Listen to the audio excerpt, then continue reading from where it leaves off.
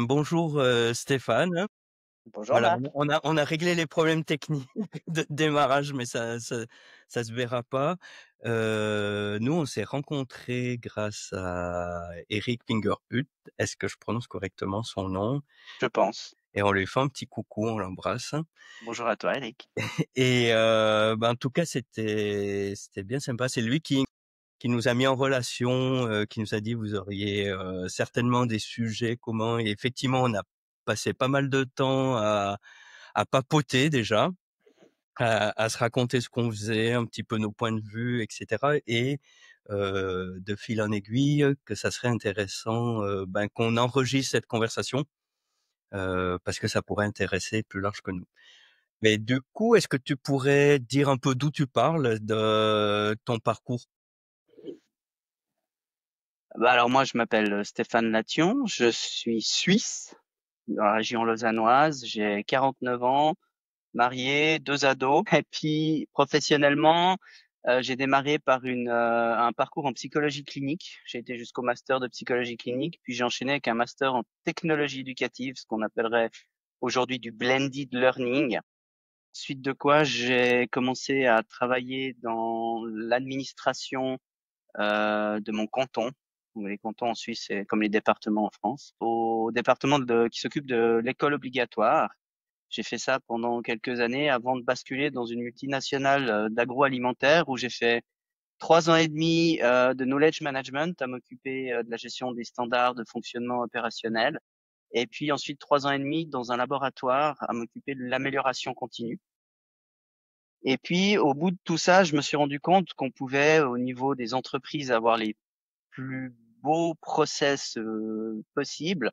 Si l'humain qui est au centre de ces process-là, il se noie, eh ben ça sert à rien. Donc j'ai décidé de revenir sur l'être humain et je suis maintenant depuis 7 ans indépendant. Je pense qu'en France on parlerait de solopreneuriat. Je fais de la formation en entreprise, beaucoup, quelquefois un peu du projet, du consulting ou du conseil, mais j'essaie vraiment d'accompagner chaque individu que j'ai en face de moi et pas une équipe, un process, etc., pour que la personne puisse faire sa carrière sans se griller à 40 ans d'un cinquième burn-out doublé d'une triple crise cardiaque. Et puis voilà, je pense que ça n'aide personne. Donc il faut prendre soin des individus pour que les systèmes fonctionnent. Alors, tu parlais de problèmes médicaux, on y reviendra parce que c'est lié à ton histoire personnelle aussi.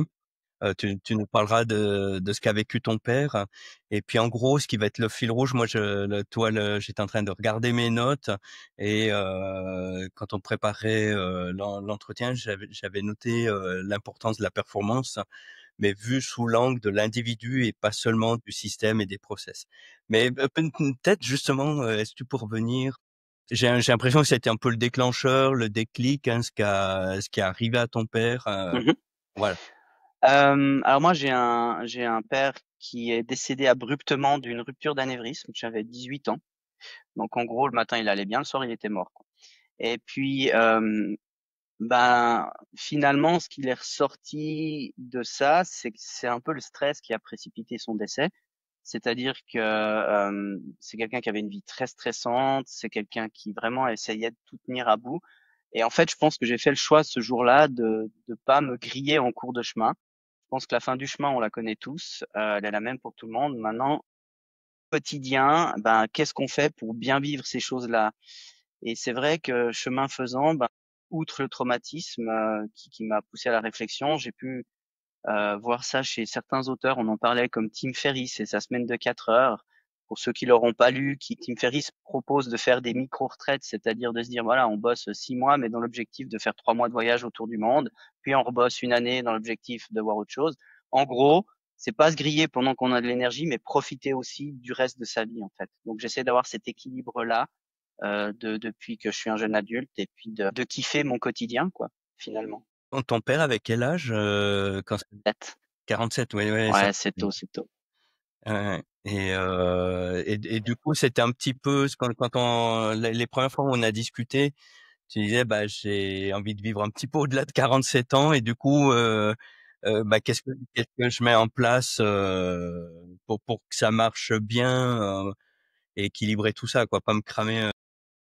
C'est ça, donc je fais vraiment attention à tout ce qui est équilibre de vie, c'est-à-dire, bah, toi, en tant que solopreneur, je peux doubler mon chiffre d'affaires si j'ai envie, mais ça veut dire, en gros, que je double mes heures de travail, tu vois? Mmh. Et l'objectif est pas forcément ça. Moi, je travaille beaucoup chez moi, mes enfants rentrent manger le midi, je passe du temps avec eux, je fais du sport, je profite d'avoir des loisirs et puis, si globalement dans l'année mes revenus sont suffisants, ben, je vais pas, essayer de pousser pour en coller encore plus entre 2.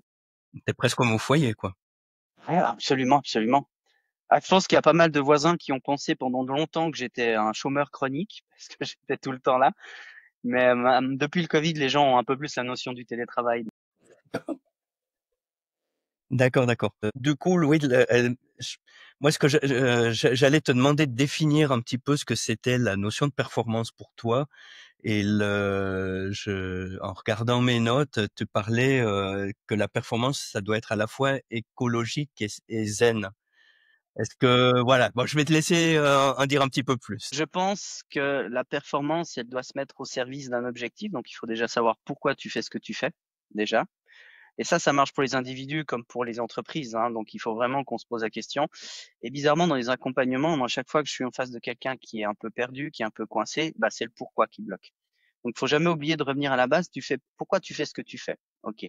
Moi, mon objectif, c'est vraiment de construire des choses. J'aime ça, j'aime mettre en place des méthodologies, des formations de cours, des systèmes, etc. Parce que j'aime délivrer, j'aime construire, donc être performant dans mon activité professionnelle, mais en même temps, euh, pour moi, la personne efficiente, hein, la performance, c'est de l'efficience, c'est-à-dire de l'efficacité ajustée avec des bons moyens. Bah, pour moi, la personne qui est performante, elle est à la fois ambitieuse et fainéante. C'est-à-dire qu'elle a envie de J'aime bien construire des ça, ouais. choses, mais pas en mettant, sa santé sur la table, quoi. Elle a envie de faire les choses qui comptent, D'accord, d'accord. simplement. Et ce que tu fais comme accompagnement, tu pourrais décrire un peu ce que tu t'adresses plutôt à des petites structures?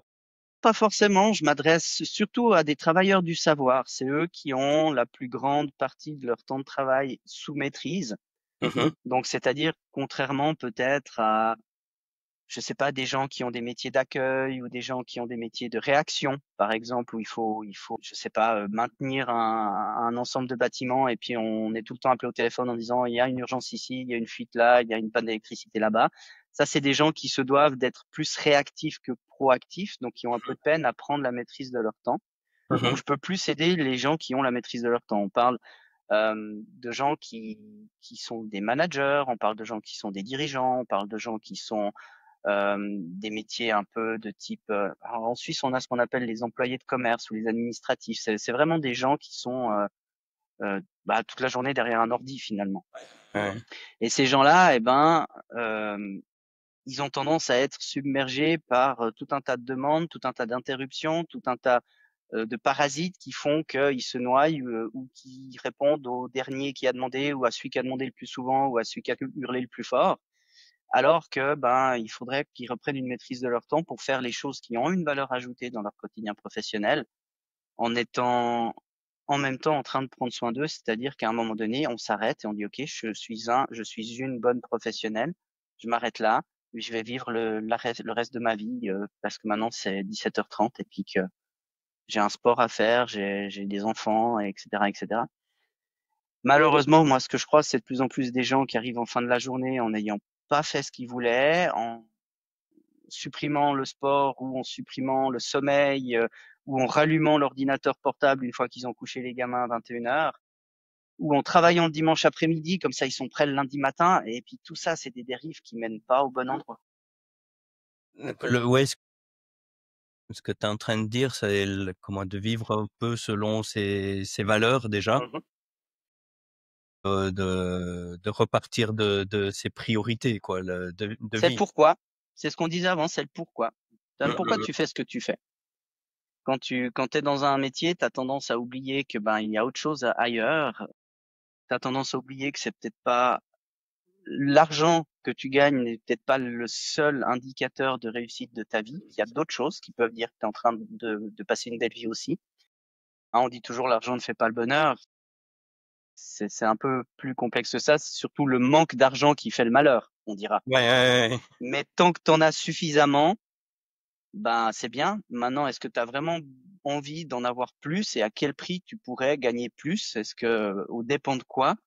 Et c'est là, on en parlait quand on discutait ensemble, c'est là que je trouve assez intéressant de définir ton pourquoi et on pourrait l'exprimer d'une autre manière, c'est de dire où se situe ton assez. Mmh. J'ai assez, j'ai pas besoin de plus. Je peux faire autre chose de ma vie que d'essayer de gagner plus d'argent. Et ça, c'est un chemin réflexif qui est pas donné à tout le monde ou qui peut-être demande de se voir accompagné pour le faire. Ou alors, comme moi, dans mon parcours professionnel, dans mon parcours privé, tu prends un grand mur dans la tronche, tu prends un truc traumatisant. Alors moi, ça a été le décès de mon père. Pour d'autres, c'est un, deux ou trois burn-out, ou une crise cardiaque, ou un divorce, ou un adultère, ou tout type d'accidents de santé, etc., qui font que les gens se disent, OK, là, il faut que je change quelque chose. Mmh mh. Alors j'espère s'il y en a qui nous écouteront dans cette vidéo, qu'ils arriveront à se dire, je vais essayer de changer avant de me prendre le mur dans la tête.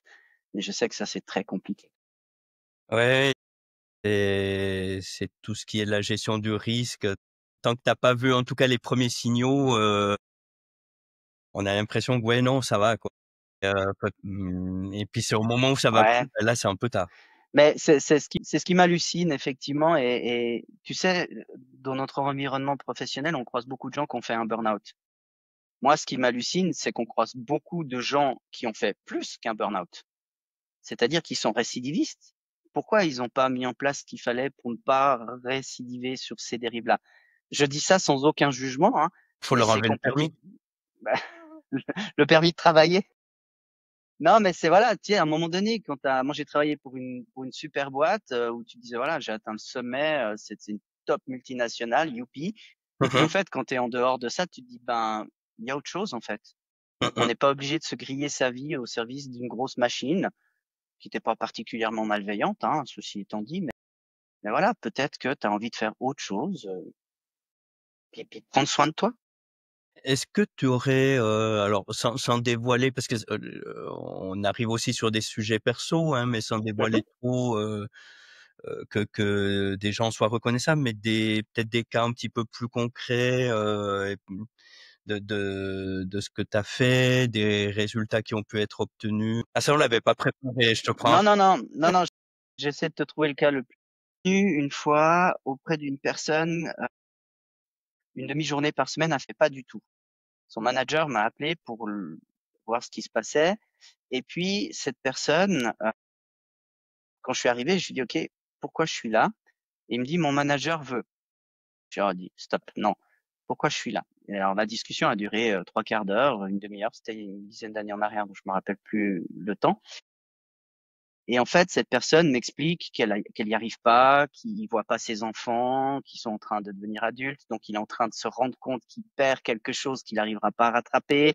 Et puis il commence à prendre du poids avec le temps qui passe et c'en est à tel point pour lui que son médecin le pousse pour qu'il commence à se faire des injections pour personnes diabétiques. Et lui, il veut pas. Et donc il est en enfin voilà, ça va pas, il est pas stable, etc. Et puis, ben, il fait, je crois, une dizaine d'heures sup par semaine, tout en n'ayant pas le temps de faire de la veille. Donc, on a travaillé ensemble et à la fin, non seulement il a réussi à réinvestir sa vie privée, à réinvestir son sport, non seulement il a réussi à faire sa demi-journée de veille par semaine, mais en plus, il lui restait une demi-journée de vide dans sa semaine. C'est-à-dire qu'en enlevant tout ce qui sert à rien, tout ce qui perdait du temps, eh ben, on a réussi à tout remettre en équilibre et il avait même du temps en rab. Et ça, bah, ça, moi, je les garde précieusement, ces gens-là, parce que c'est vraiment la raison pour laquelle je me lève le matin, tu vois. De gens qui reprennent en main et qui se restabilisent sur leur vie pour les années qui viennent. si je comprends bien, enfin, tu vas me dire, mais c'est retravailler enfin, tu parlais du pourquoi, en fait, c'est retravailler sur ce qui est prioritaire et ce qui est pas indispensable, on le laisse tomber, quoi. Ça est-ce Ouais, que je reformule correctement? euh, Pas trop. si, bah, tu mets deux choses, en fait, euh, dedans. Je pense que quand on parle de gestion du temps, la plupart des gens font une erreur, c'est de commencer par reprioriser. Il faut pour moi d'abord filtrer. C'est-à-dire que tu pourras pas faire 100% de tout ce qu'on te demande dans la vie professionnellement. Mmh. Il faut déjà que tu aies un exercice professionnel qui consiste à dire qu'est-ce que je laisse entrer, qu'est-ce que je laisse dehors. Et quand je laisse rentrer quelque chose, ça veut dire que je suis en adéquation avec cette activité professionnelle, soit parce qu'elle est dans mon cahier des charges, j'ai les compétences, c'est à moi de le faire, c'est selon mes valeurs, etc. Et donc, ce que je laisse rentrer, je peux m'engager et le faire en temps et en heure. Mais pour pouvoir faire ça en temps et en heure, c'est-à-dire prioriser correctement, il faut déjà que tu aies laissé rentrer suffisamment peu de choses. Mais il y a quelque chose que j'aime bien faire quand je fais des conférences puis que j'ai genre 200 personnes face à moi. Je dis, votre but dans la vie professionnelle, c'est pas d'en faire toujours plus, c'est au contraire d'en faire le moins possible. Ah ça, Et c'est j'aime bien ces petits effets de manche parce que généralement, je vois qui est chef de qui dans la salle parce que les têtes se tournent tous vers la même personne en disant, qu'est-ce qu'il va penser de ça, mon chef? Et donc, l'idée, c'est de dire, il faut en faire le moins possible. Et il y a une deuxième partie de phrase, pour être un bon professionnel, une bonne professionnelle. C'est-à-dire que je dois en faire le moins possible pour tenir la charge de travail qu'on m'a donnée. Donc, c'est-à-dire, on enlève tout ce qui sert à rien, on enlève tout ce qui n'a pas de valeur ajoutée ou peu. Il y a la fameuse règle des 80-20 qui dit, voilà, mais le 80-20, c'est aussi une règle qui dit, il y a des tâches qui doivent pas rentrer. Puis c'est également une règle qui dit, il y a des parties de sous-tâches qu'il faut pas faire, ça devient de la surqualité. La surqualité, et ça, c'est très problématique pour les anciens, c'est-à-dire ceux qui ont plus de 40 ans, et dont je fais partie, c'est que quand on demande aux gens qui est perfectionniste, ceux qui lèvent la main en sont fiers parce qu'il y a 25 ans en arrière ou 30 ans en arrière, c'était une qualité qu'on recherchait dans le monde professionnel. Aujourd'hui, je suis navré, c'est un défaut. C'est un défaut parce que tu n'as pas le temps de tout faire, donc tu n'as pas le temps de surinvestir des détails d'accomplissement de tes tâches aux dépens d'autres grosses choses que tu n'auras pas le temps d'aborder. Mais c'est compliqué parce que la personne en elle-même, elle a peut-être pas changé, tu vois. Donc, puis on lui dit une de tes forces, c'est devenu une de tes faiblesses. Donc ça s'accompagne. et c'est intéressant et quand tu parlais, ça me faisait penser à, j'ai côtoyé ce monde-là de l'écriture, et en particulier ceux qui écrivent des romans. En général, tu écris une première version et qui va relativement vite et puis, le gros du travail après, c'est d'enlever Mhm. et d'arriver à la exprimer en peu de mots, les choses et de jour de un peu comme en cuisine quand tu vas concentrer un jus, quoi. Et c'est pas la grosse sauce, la grosse soupe qui va être bonne, mais c'est ce jus qui est bien concentré et c'est un gros travail ça. Et j'ai Oui. l'impression que c'est un peu ça, c'est il y a c'est pas facile et arriver en fait à voilà, et le truc qui est bien concentré et c'est ça qu'il faut arriver à choper. Bah oui, parce que dans la discussion qu'on est en train d'avoir, on parle de choses avec notre cerveau, donc c'est un processus intellectuel, mais il y a des fois, enlever des choses, c'est un processus émotionnel, c'est des trucs qu'on aimerait bien garder, sur lesquels on a une résonance, c'est des détails pour lesquels on se sent particulièrement dans sa zone de génie, donc on a morflé jusque-là pour en arriver à ce niveau d'exécution, puis les petits trucs sympas qu'on pourrait faire pour que ce soit juste, je mets des guillemets, parfait, il faut pas les faire, faut repasser à un truc qui est un peu plus irritant. Voilà, c'est compliqué. Ouais, Et c'est un ouais. équilibre, hein. Il y a des fois, il faut faire des trucs qu'on ne devrait pas faire, pas parce que la tâche en sera mieux exécutée, mais parce que ça nous ressource un petit peu. Au-delà de la théorie, il y a l'équilibre qu'il faut trouver et ça, il appartient à chacun. C'est intéressant. Est-ce que tu aurais peut-être un deuxième exemple pour illustrer d'accompagnement que tu as vécu et puis un peu les problématiques que la personne rencontrait, puis voilà les résultats que vous avez obtenus? Euh, et c'est toujours le même problème, hein. En règle générale, ils se ressemblent un peu, hein, les accompagnements. C'est des personnes qui sont en poste depuis longtemps. Et je prends toujours ce principe du monde qui est de plus en plus exigeant, puis de dire à la personne, ça allait bien il y a 5 ans, puis maintenant tu t'en sors plus, peut-être on t'a chargé la barque, peut-être que tu as de plus en plus de choses à faire qui sont de plus en plus compliquées. Et puis finalement, j'en suis arrivé, si je peux reciter un autre auteur qui s'appelle Cal Newport, il a écrit un livre que j'avais pas envie de lire. Il s'appelle Travailler sans email. Alors moi, je forme à la gestion d'email, donc ça me paraissait un peu absurde. Mais en allant le lire, en fait, c'est là où j'ai connecté quelque chose, c'est que le travail qu'on veut faire individuellement de la manière la plus lisse et la plus efficiente possible a tendance à surcharger le système. Et ça, c'est l'exemple des emails qu'il mettait dans son livre, de dire à un moment donné, envoyer un email, c'est tellement simple, je me pose plus de questions de savoir est-ce que c'est le bon moment, le bon format, la bonne personne, est-ce que je peux le faire différemment, de manière plus efficiente. J'envoie. Et moi, ça me soulage, court terme et momentanément. Mais globalement, je suis en train de recharger le système, je suis en train de surcharger le système de plein de gens qui vont recevoir des emails qui sont pas nécessaires, etc. Ça va se noyer, ils vont pas tenir leur délai, je vais faire une relance, ce qui sert à rien. Ils vont me répondre ce qu'ils auraient pas dû faire s'ils avaient tenu leur délai. Il va y avoir un sentiment un peu négatif qui s'installe, ce qui sert à rien, etc., etc. Donc, finalement, parfois, moi, ce que je dis aux gens, c'est protège-toi, défends-toi, mets les limites de ce que tu veux faire professionnellement et sois à l'aise de pas les dépasser. Parce qu'à un moment donné, tu peux pas aller au bout du bout du bout du bout. Il y a une limite. La limite, elle peut être de deux types. C'est soit tu es carré dans ce que tu acceptes de faire, l'énergie que tu mets dans ton métier, jusqu'où tu pousses tes tâches, soit à un moment donné, l'élastique, il tire, et puis quand il claque, c'est ce qu'on appelle un burn-out. Donc, à un moment donné, souvent, je recentre sur l'individu, qu'il soit en accompagnement individuel ou en petit groupe, et je dis, faut vous poser des limites, faut filtrer, faut faire sortir des choses, tu vois.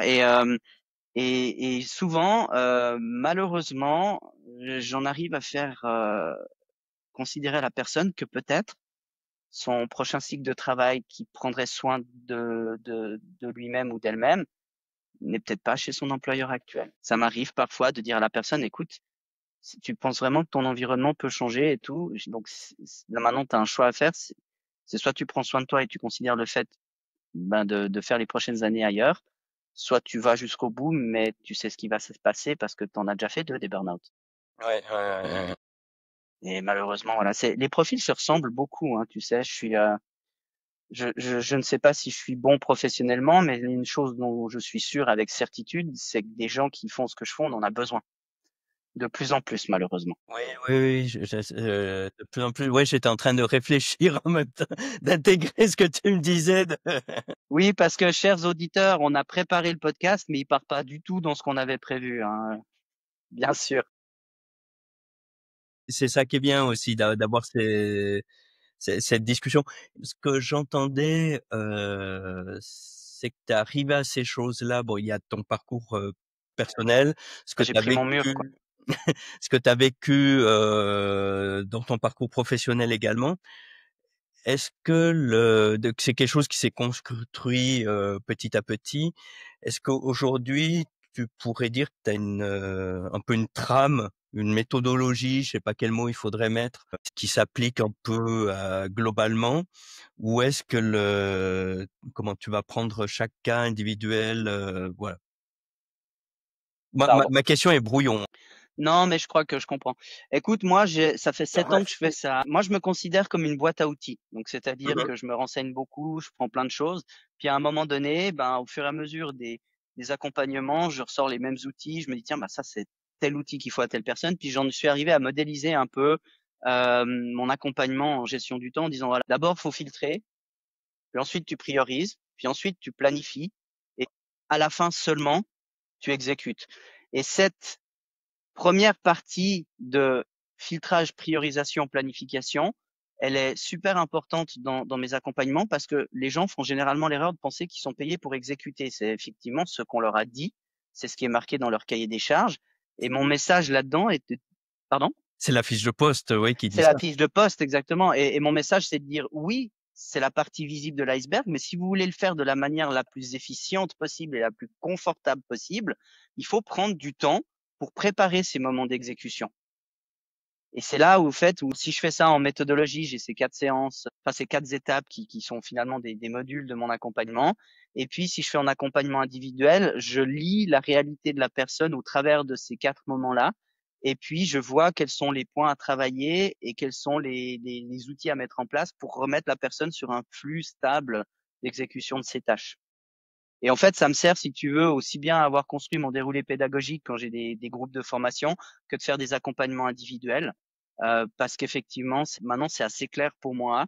Et puis, ça a l'avantage de pouvoir, à la fin, faire un joli visuel qui permet à la personne de voir là où elle est forte, là où Mmh. elle a corrigé des erreurs, là où il y a des points encore à travailler. Et c'est également sur ce même visuel qu'on peut partager avec le management le travail effectué dans l'accompagnement. Et j'aurais, ouais, je vais la décou j'avais une double question, mais je vais la découper du coup en 2. Dire Au début, tu nous disais de définir enfin, à quel moment c'est assez, mais à ça veut dire quoi, c'est assez? Ou comment on définit ce là, maintenant, ça va, quoi?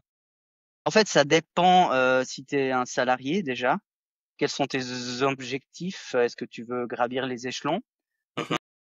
Est-ce que tu veux être promu, hein? C'est d'ailleurs le cœur de métier de notre ami Eric, hein, il aide les gens à être promus. Ou est-ce que tu veux juste faire du bon travail là où tu es? Et puis finalement, bah, tout se visualise, dans ton agenda. C'est-à-dire que pour ton job de salarié, ton agenda ou ton calendrier reflète comment tu as prévu d'utiliser ton temps. Est-ce qu'il est surchargé de trucs ou est-ce qu'il y a de la place pour l'imprévu, pour ce qui va pas se passer correctement, pour respirer, pour aller boire un café avec Martine parce que c'est son anniversaire, ce genre de choses-là. Et finalement, cette vision d'ensemble-là peut représenter ton AC. Tu vois, moi j'ai eu lu des gens assez d'auteurs qu'on a déjà cités, mais tu sais qui est un peu self-made men et puis qui sont en train de te dire oui, alors moi je fonctionne comme ça, j'ai fait 12 millions l'année passée, etc. Il y en a qui ont des ratios maximum de planification de leur agenda. Ils disent voilà, si moi mon agenda il est planifié à plus de 50%, je sais qu'il y a un problème parce que je veux garder ce temps de vide. Puis il est important ce temps de vide parce que c'est aussi le temps qui va, alors c'est le temps qui va te permettre de pallier les choses qui se sont pas passées comme prévu. Et deux, c'est du temps qui va te permettre d'accueillir les opportunités aussi dans ta vie. C'est marrant ce que tu me dis. En fait, ça me fait penser, c'était, Schwarzenegger, heu, Mmh. et il faisait ça notamment quand il était gouverneur. Il y avait des choses qui étaient planifiées, mais, si il trouvait que l'échange était pas intéressant, bah, au bout de 3 minutes, il clôturait le point. Et par contre, si c'était, intéressant, même si c'était planifié pour 20 minutes, il restait 3 heures. Et que voilà, tu as besoin d'un petit peu de planification, savoir qui je vais rencontrer, mais après, en fait, il se mettait pas de limite et dire: «Bah, après, bah, tant pis pour ceux qui avaient des points», mais voilà, il gérait ça, et je trouvais ça intéressant de se donner cette liberté. Moi, je dis toujours, le temps, c'est notre seule richesse, hein. On peut pas l'économiser, hein. Économiser, c'est mettre de côté pour utiliser plus tard. Le temps, il passe, quoi. Donc, la seule chose que tu peux faire, c'est de l'utiliser au mieux. Mais être capable de dire au bout de 3 minutes à une personne qu'une séance est terminée alors qu'elle devait durer 1 heure, il faut un peu de bouteille pour ça. Les gens qui nous écoutent et qui ont 18-25 ans se sentiront peut-être pas suffisamment à l'aise professionnellement pour dire non, c'est bon, j'arrête tout ça. Mais voilà, être capable de laisser dehors, c'est aussi être capable de dire non à des gens qui aimeraient bien que vous leur disiez oui, hein. Ouais, Ça passe par là le assez. d'accord, d'accord. J'avais, bah, le 2e volet, mais j'ai l'impression que c'est un petit peu lié. Quand on préparait la discussion, tu disais c'est important de privilégier le plaisir à la fois dans le travail et dans la vie quotidienne. Ah ouais. Et je sais pas si c'est lié, tu me diras si c'est lié ou pas, mais tu parlais de tes enfants et le fait d'être à la maison et de les voir tous les midis. Pour eux, je sais pas, si c'est un plaisir, mais pour moi, en tout cas. Encore, ouais. Et puis on voyait que tu as une, bague, connectée où tu suis un petit peu, ce qui se passe à l'intérieur de toi. Voilà, je sais pas si c'est lié à cette notion de plaisir ou encore une fois, c'est un peu en vrac, pardon, la question. Ouais. Alors il y a deux volets, je pense. La notion de plaisir, pour moi, elle est indissociable du quotidien. C'est-à-dire que je, je te jure, ça fait 7 ans que je suis indépendant. Le nombre de personnes qui sont restées après mes cours et qui ont commencé à fondre en larmes parce qu'ils supportaient plus leur quotidien professionnel, je trouve ça hallucinant. Dans ma Oui, vie privée aussi, je connais des gens qui ont déjà pleuré au travail. Je comprends pas qu'on puisse pleurer au travail. Pour moi, c'est absurde. Je comprends bien qu'on se soit des fois laissé enfermer dans des carrières, qu'on n'ait pas le choix, qu'on puisse pas tout envoyer bouler, etc. Mais si moi je peux m'en prémunir, ce sera vraiment une de mes priorités parce que moi je veux du fun, quoi. mmh, mmh, Je me rappelle d'ailleurs quand j'étais en multinationale, le premier entretien annuel que j'ai eu, j'avais mon manager et son remplaçant parce que eux se sont tuilés. Donc c'est-à-dire que le remplaçant est venu 1 mois avant le départ de l'autre en retraite, qui me posait toutes ces questions un peu basiques de genre hey, t'as fait quoi dans tes objectifs et c'était où tes problèmes, etc. Puis à un moment donné, moi j'étais là depuis 4-5 mois, ils me disent tu te vois où dans 5 ans? Puis là, j'ai dit: «Je sais pas». Puis je vois les 2 têtes qui se baissent comme ça pour noter des trucs sur leur calepin. J'étais dans ma réflexion, puis 2 secondes après, je fais: «Mais je veux du fun». Et là, ils ont relevé la tête, ils m'ont regardé comme si c'était le truc le plus absurde qu'ils aient jamais entendu.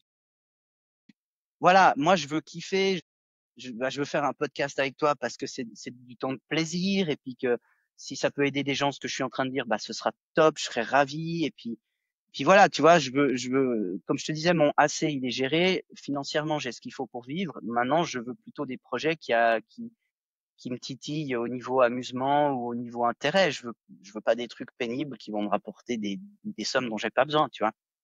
Donc ça, c'est pour la partie plaisir. Ensuite, je pense que je suis dans une autre galaxie que pas mal de gens, mais je le dis avec tout à fait une stabilité parce que je me suis rendu compte, chemin faisant, que j'étais pas tout seul dans ma galaxie.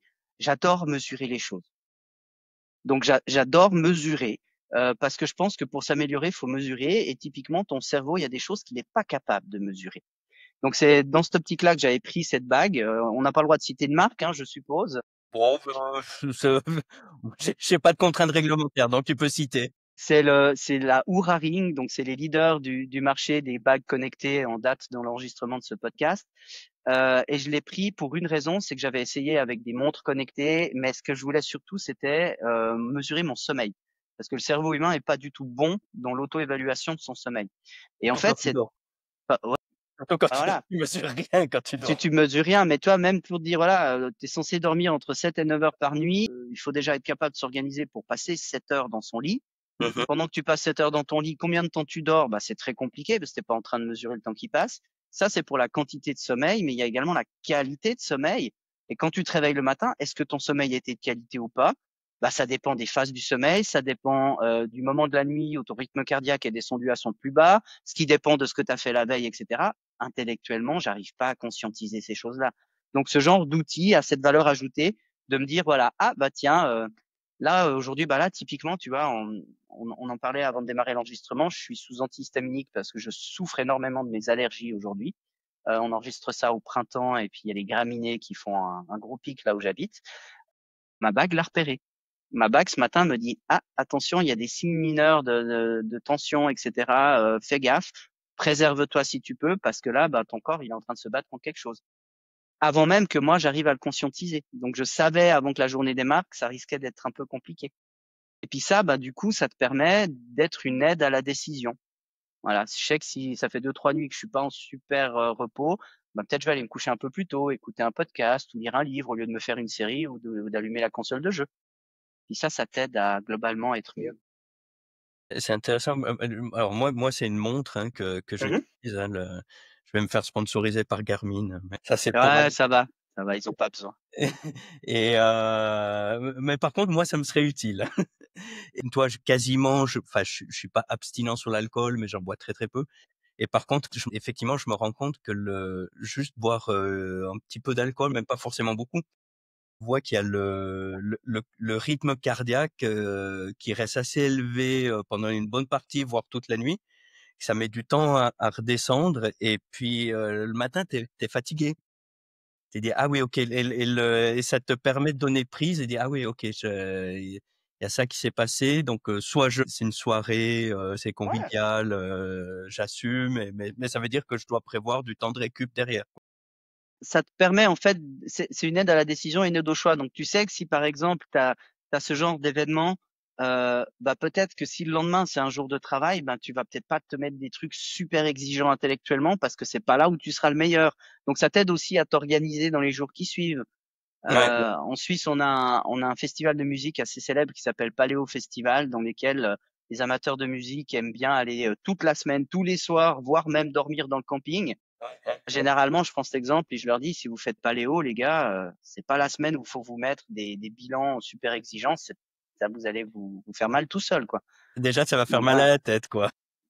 Mais voilà, puis bon, bah comme j'aime bien mesurer, moi j'aime bien faire des liens, tu vois, typiquement. Puis cette bague, notamment, elle mesure un truc qui s'appelle la variabilité de la fréquence cardiaque. Tu connais?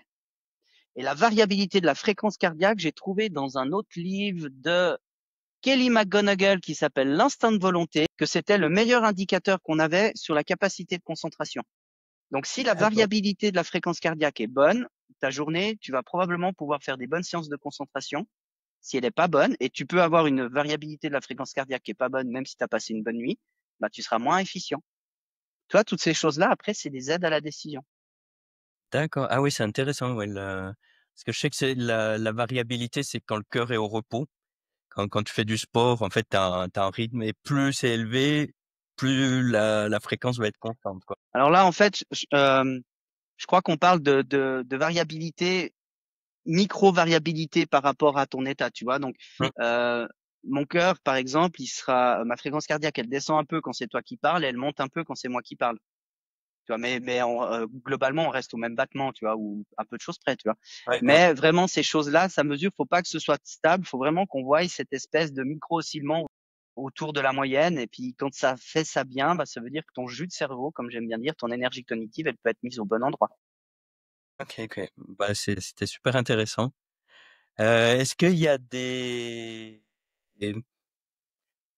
j'allais te demander un peu le mot de la fin, mais peut-être faire un wrap-up sur, en fait, qu'est-ce que on a balayé pas mal de sujets. Alors c'était une discussion, c'était pas des questions structurées, mais sur un wrap-up, qu'est-ce que les gens pourraient emporter comme matière à réflexion, et dire bah tiens, qu'est-ce que je peux faire là qui soit facile, quoi. Moi, j'ai envie de dire, prenez soin de vous d'abord. C'est en prenant soin de vous que vous serez le plus efficient professionnellement. C'est pas en souffrant. C'est pas en vous mettant des pressions de dingue. Donc, il faut vraiment. Il y a une métaphore, hein, qui dit que tout le monde connaît ou presque, qui dit que quand tu veux prendre soin des autres, tu dois prendre soin de toi d'abord. C'est la métaphore du masque à oxygène dans l'avion. Hein, on la connaît celle-là. Qui dit voilà, bah t'es en avion avec tes trois gamins, il y a une dépressurisation. Le premier masque à mettre, c'est sur ton nez à toi, parce que sinon, éventuellement, tu arrives à caler un de tes enfants, puis les deux autres, t'es tombé dans les vapes, puis ils t'aident pas. Moi, il y en a une que je trouve encore plus violente, qui concerne les médecins qui vont officier dans les zones de guerre. Alors, je sais pas, j'ai pas de source, hein, là-dessus, je l'ai entendu, donc si quelqu'un a une source, c'est volontiers. Euh, les médecins, pardon, qui vont officier pas dans les zones de guerre, mais dans les zones de famine, excuse-moi. Dans les zones de famine, quand ils vont 6 mois dans un endroit où les gens meurent de faim, où les enfants meurent de faim, la première chose auquel on les prépare, c'est à manger à leur propre faim à eux. Parce que si eux ne sont pas pleinement opérationnels, ils aideront personne. Sachant que ce qu'ils mangent eux pourra faire défaut à quelqu'un qui peut-être mourra un jour, 2 jours en avant, c'est peut-être un enfant en bas âge. Tu vois le décalage, la dissonance cognitive entre ce que tu es venu faire et ce que tu dois faire toi pour prendre soin de toi. Donc des fois, prendre soin de soi, c'est pas le premier réflexe qu'on a, et intellectuellement, c'est même compliqué d'être juste là-dessus. Mais soyez assurés d'une chose, messieurs, dames, c'est que si vous voulez être pleinement efficient pour votre entreprise, pour vos proches, plein de choses dans votre vie, la première personne à qui il faut faire attention, c'est vous-même. Donc dormez bien, faites un peu de vide, définissez votre AC, kiffez la vie.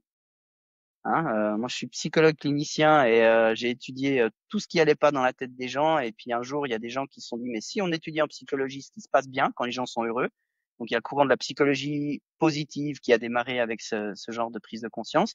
C'est là où on arrive à faire un max de trucs, c'est quand on est bien stable dans ses bottes, qu'on a de l'énergie, qu'on a du temps, qu'on a de la tolérance, de l'empathie, et puis qu'on peut faire des choses qui nous tiennent à cœur. C'est pas en étant à 2 doigts du claquage de burn-out en permanence qu'on sera le plus utile. Je sais pas si c'est suffisamment synthétisé pour être un wrap-up qu'on emmène, mais Oui, non, non, mais non, ça me va bien. ok, Ça va bien. Bah, écoute, bah, on verra si ça convient à tout le monde. Vous nous mettrez des messages avec plaisir. en bas. En tout cas, merci beaucoup Stéphane pour ton temps. C'était vraiment intéressant. Et puis, bah, de toute façon, rien qu'entre toi et moi, on aime bien papoter. On a des discussions Absolument. intéressantes. Une manière de rendre public un peu, Mhm. et de le partager avec d'autres. Donc, merci beaucoup Stéphane pour ton temps et puis pour ce que tu nous as partagé. Merci à toi, Marc, pour cette opportunité de rendre public 2, 3 de nos réflexions. C'est toujours avec plaisir. Et puis, si certains d'entre vous ont envie de discuter de sujets ou d'autres, je pense qu'on peut facilement me trouver sous le podcast ou sur LinkedIn. N'hésitez pas. Donc, on te retrouve sur LinkedIn alors. Oui, oui, oui. Eh ben, très bien. Ben, merci beaucoup Stéphane. Merci, À Marc. bientôt. Ciao, À ciao. bientôt. Prends soin de toi. Bye.